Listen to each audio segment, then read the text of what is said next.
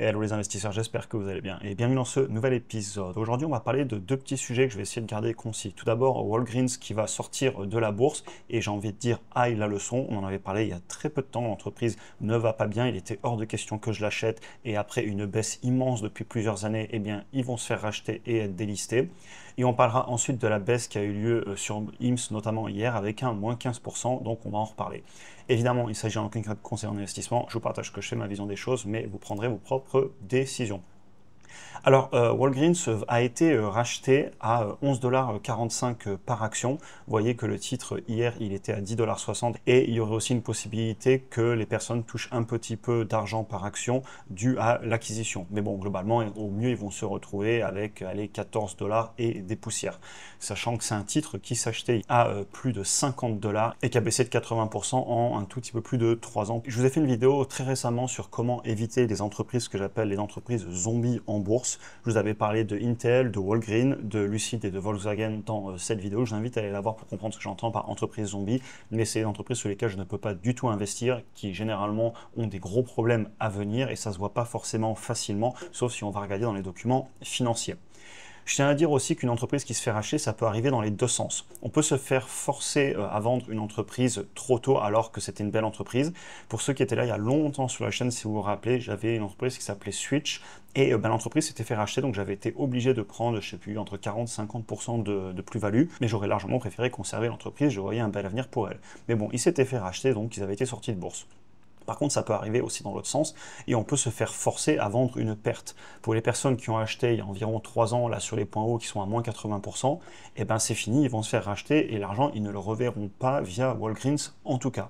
Donc évidemment, il faut faire attention et comment contrôler ou au moins mitiger au plus possible ce genre de risque, bah, tout simplement en achetant dans des entreprises qui ont des bons fondamentaux. Parce qu'une entreprise qui a des très bons fondamentaux, si elle se fait racheter au bout de quelques années après que vous l'ayez possédée, eh bien comme ça m'est arrivé sur Switch, généralement elle va se faire racheter avec un premium. Par contre, quand c'est une entreprise qui va mal, comme Walgreens, et bien là, généralement, on va se faire racheter après la baisse. Du coup, ben, dommage pour ceux qui avaient acheté, entre guillemets, en attendant peut-être une hausse sur du trading, parce qu'il y avait peut-être des choses à faire sur le court terme en trading. Et pour ceux qui pensaient que l'entreprise avait un avenir, et ben pareil, là, ils pourront plus faire grand-chose. Très rapidement, on peut regarder les chiffres, même si je vous les ai montrés il n'y a pas longtemps dans une vidéo pour comprendre comment ça allait mal. En fait, tout simplement, ben, ils sont en train de se faire disrupter par beaucoup d'acteurs en ligne. C'est une pharmacie physique qui a aussi beaucoup profité de ce qui s'est passé il y a 2-3 ans sur la pandémie et donc qui avait vu son chiffre d'affaires exploser et donc le titre exploser aussi en bourse, sauf que ben là ils reviennent à la réalité. C'est une entreprise qui est endettée, qui génère très peu de flux de trésorerie disponibles et qui n'en génère même plus du tout en ce moment, donc ils brûlent de l'argent alors qu'ils ont beaucoup de dettes, ils n'ont pas beaucoup de cash en stock par rapport à la dette et de façon générale c'est un business que je n'aurais jamais touché parce que les marges brutes sont déjà basses, on voit ici qu'on est sous les 20%, donc très peu de potentiel de gagner de l'argent alors qu'on n'est que sur des marges brutes et si je vous prends les marges nettes, elles sont en négatif, les marges sous flux de trésorerie disponibles, elles viennent de passer en négatif, et même historiquement, c'est un business avec des marges extrêmement basses, beaucoup de dettes, peu de cash flow, et je vous invite à aller voir les autres vidéos que je vous ai fait pour justement voir comment repérer ces entreprises et les éviter. Petit instant publicité avant de passer à IMS aussi, si vous voulez d'ailleurs aller plus loin dans votre apprentissage sur les analyses d'entreprises en bourse pour justement éviter ces problèmes et au contraire trouver des entreprises avec des bons fondamentaux, n'hésitez pas à nous rejoindre dans le programme pour apprendre justement à mener ces analyses. Vous aurez accès à la formation vidéo qui est vraiment la colonne vertébrale du programme, mais aussi mon portefeuille bourse et crypto, mes achats, mes ventes, les vidéos exclusives que je fais, les analyses de portefeuille, les analyses d'entreprise, les séances de travail. Vous voyez, il n'y a pas longtemps, j'avais remis à jour mes valorisations sur Tesla, IMS, Amazon, j'ai parlé d'options, de mon portefeuille, etc. Donc voilà, et surtout pour ceux qui nous rejoignent, merci à vous, c'est clairement grâce à vous que je peux continuer, grâce à votre soutien. On passe maintenant à IMS, je veux tout faire pour garder cette vidéo concise. L'entreprise hier a baissé de 15,9% en bourse. Je suis évidemment impacté puisque vous voyez que j'ai 410 actions en portefeuille pour un petit peu plus de 14 000 $ de valeur. L'entreprise est aujourd'hui à 34,39 $ et j'ai un prix de revient unitaire à 7,90 $. Donc on est toujours sur un petit peu plus d'un x4 parce qu'à l'époque on l'achetait vraiment pas cher. Vous avez d'autres vidéos où je vous explique comment on avait fait pour la trouver à entre guillemets si peu cher par rapport à ses fondamentaux. Donc on nous explique ici dans un article qui a été publié que l'entreprise, il y a beaucoup de peur autour du tirzépatide. En fait, il y a énormément d'actions en justice en ce moment sur tous les GLP-1, donc pour tous ces médicaments qui sont en train d'aider à la perte de poids. Sauf que ben, il s'avère que Hims & Hers, évidemment, ne vend pas du tirzépatide. Cependant, je tiens à le dire, attention attention au sémagglutide parce qu'il y a aussi des actions en justice sur cette molécule de sémagglutide que IMS vend. Et évidemment, eh bien, la perte de poids, elle représente en moins de 20% du chiffre d'affaires, certes, mais c'est quand même pas loin de 20% du chiffre d'affaires, donc ça pèse. Et évidemment que c'est ça qui va amener beaucoup de volatilité parce qu'il y a des peurs sur l'entreprise. Maintenant, ça, en regardant juste un article, on peut se dire, bon, moi, je ne vais pas toucher à l'entreprise, il y a trop de risques. J'ai envie d'aller un petit peu plus loin que ça quand même dans mon analyse. Ce que je veux vous dire ici, c'est qu'à court terme, il y a des batailles juridiques en cours. Mais pour moi, c'est du court terme. Dès que les brevets tomberont dans le domaine public, le problème sera résolu, tout le monde pourra en fabriquer et en vendre. Et vous savez que je suis investisseur long terme et pas court terme. J'étais sur IMS depuis les débuts pour son modèle économique, pour la disruption qu'ils sont en train d'amener dans le médical, sur les assurances, etc. Et j'ai jamais été sur l'entreprise pour la perte de poids sur mon analyse de départ. Et elle est toujours sur YouTube d'il y a plus de 2 ans. Le liraglutide tombera aussi dans le domaine public cette année, c'est une autre molécule, elle est peut-être un petit peu moins bien que les autres, notamment parce qu'il faut en prendre plus souvent, mais il n'empêche qu'elle est beaucoup moins chère aussi.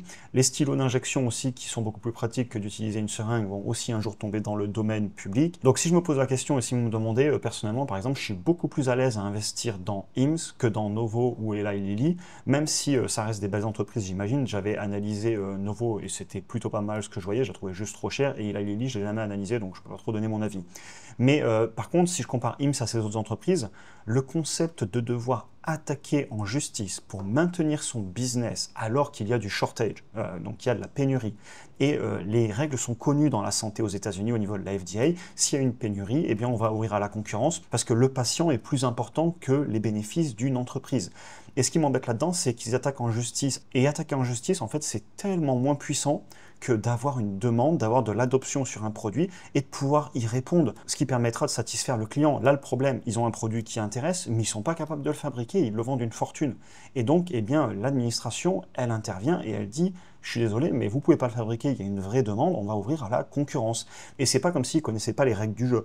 Donc là, c'est à ces entreprises de répondre à la concurrence, d'augmenter leur capacité de production pour aller répondre. Évidemment, je comprends qu'ils attaquent en justice, ils défendent leur bout de pain, mais personnellement, en tant qu'investisseur, je suis beaucoup plus à l'aise à être dans IMS, qui ne joue pas tout son futur sur quelques molécules, mais qui résout un problème beaucoup plus profond dans le secteur de la santé. C'est ma thèse d'investissement depuis les débuts. Pour finir, je dirais que l'entreprise subit énormément de volatilité. Vous voyez ici, je suis à plus de 334%, et il y a encore 2 semaines, le titre était 2 fois plus haut. Et là, vous vous rendez compte de la volatilité énorme. Et ça, je l'ai dit dès les toutes premières vidéos que vous retrouverez sur la chaîne quand on avait commencé à acheter le titre sous les 8$. C'est une petite capitalisation boursière. En tout cas, c'était une petite capitalisation boursière. Maintenant, elle est quand même plus grosse. Et on est sur la très forte croissance. Donc, évidemment qu'il va y avoir beaucoup de volatilité. Je vois toujours énormément de potentiel sur le titre, je tiens à le dire. Il est hors de question que je vende à ce jour. On avait mené des sessions de travail sur le titre. Vous avez aussi des vidéos YouTube sur la chaîne où je rentre vraiment en détail dans tous les documents financiers.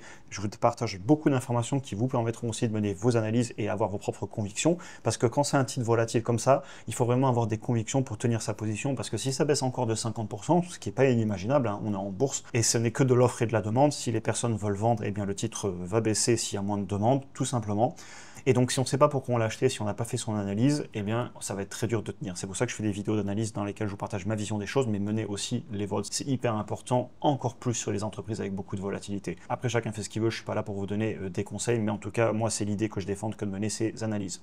Aujourd'hui, je voulais juste donc vous tenir au courant de ce qui se passe, que pour moi, c'est pas quelque chose qui m'inquiète beaucoup parce qu'en fait, c'était pas dans ma thèse d'investissement au départ. C'est de la peur classique, c'est des gros titres. Oui, il y a de la volatilité. Oui, il se passe beaucoup de choses sur ces médicaments pour la perte de poids, mais ça va pas me faire vendre l'entreprise. Bien au contraire, je conserve et il est hors de question que je vende. De toute façon, la volatilité, je commence à avoir l'habitude avec les années. C'est pas quelque chose qui m'empêche de dormir du moment que j'ai confiance dans les fondamentaux du titre. On en a fini pour aujourd'hui, j'espère que la vidéo vous aura intéressé. Comme d'habitude, pour ceux qui souhaitent continuer et aller plus loin dans leur apprentissage, premier lien en description. Je vous souhaite une excellente journée et à très vite pour un prochain épisode.